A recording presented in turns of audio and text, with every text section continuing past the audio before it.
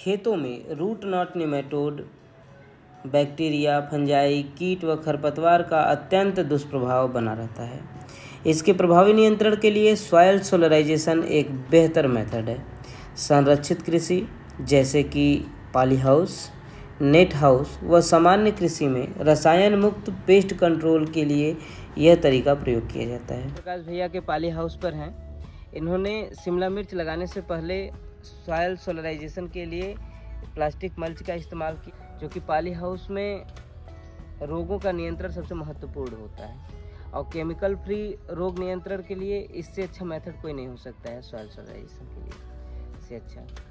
तो आइए कुछ बातें हम ओम प्रकाश भैया से कर लेते हैं कि किस मेथड का कैसे इस्तेमाल किए, क्या इनका एक्सपीरियंस रहा है।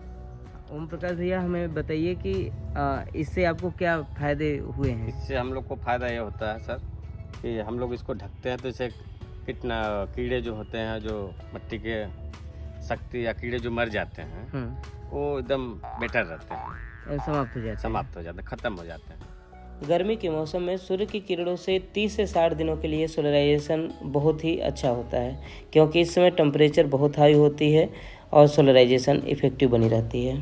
सामान्यतः यदि पॉलीथीन शीट के 5 सेंटीमीटर के नीचे तापमान 60 डिग्री सेल्सियस से ऊपर और 20 सेंटीमीटर के नीचे यदि तापमान 42 डिग्री सेल्सियस के ऊपर चला जाता है तो मिट्टी में उपस्थित ज़्यादातर कीटाणु या रोगाणु नष्ट हो जाते हैं, वीडों का समाप्ति हो जाती है।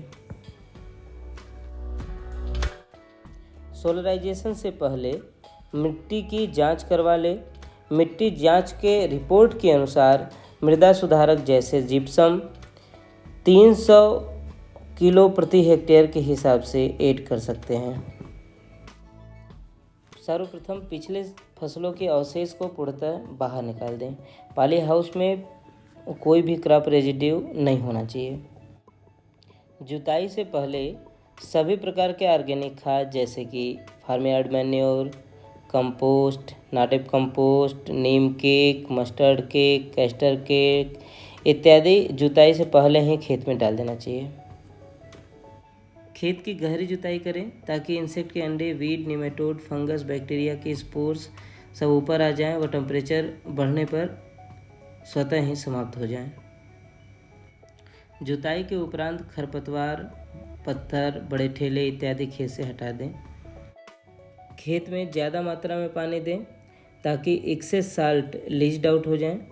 इससे EC और pH खेत का मेंटेन हो जाता है। सोलराइजेशन में नमी का विशेष महत्व है, इसलिए पॉली हाउस हो या ओपन फील्ड हो, इसमें ड्रिप पाइप को बिछा दें ताकि खेत में नमी को बनाए रखा जा सके। सिंचाई के बाद पारदर्शी शीट बिछाने का कार्य शुरू कर दें। ध्यान रहे कि कहीं गैप न रहे। इसके लिए पॉलीथीन शीट को एक दूसरे के ऊपर चढ़ाते हुए मिट्टी रख दें या टेप भी लगा सकते हैं। यदि ओपन फील्ड है तो किनारे को अच्छी तरह से मिट्टी चढ़ा दें। पॉलीथीन का चुनाव करते समय ध्यान रहे कि पारदर्शी शीट हो, रंगीन शीट का प्रयोग न करें। इसकी मोटाई 50 से 100 माइक्रोन तक की हो। वह चौड़ाई अगर पॉली हाउस है तो पोल के अनुसार, ओपन फील्ड हो तो अपने अनुसार रख सकते हैं। इस कार्य के पश्चात बीच बीच में नमी चेक करते रहना चाहिए। सौरीकरण के दौरान पॉलीथीन शीट को चेक करना चाहिए ताकि कहीं अगर फट जाए तो उसे बदल दें या उसे फिर से सही कर लें। प्रोटेक्टेड कल्टीवेशन मिली जैसे पॉली हाउस है, नेट हाउस है, तो सौरीकरण के बाद किसी भी तरह का जैविक या कार्बनिक खाद नहीं डालना चाहिए। केचुए का खाद यदि प्रयोग करना है तो यह उपचारित हो।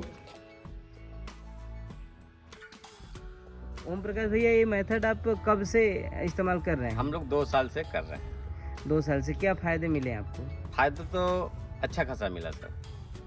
फ़ायदे के लिए मत पूछिए, बस मेहनत है तो फ़ायदा है अपने पास। करना हम लोग को है।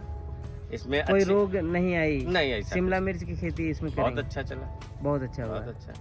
बिल्कुल, पिछले साल तो हम आपसे मिले हुए थे, शिमला मिर्च आपकी बहुत अच्छी थी। लेकिन अगले साल से इस बार और बेटर हुआ। अगले साल थोड़ा हम लोग नए थे, लेकिन इस बार बहुत अच्छा चला और इस बार हम लोग सोचे कि उससे बेटर जाए। बिल्कुल बिल्कुल। हाँ, बिल्कुल यही हम लोग की प्रयास है। इस बार हम लोग हो सकता है 20-25 लाख के टारगेट में जाए। बिल्कुल।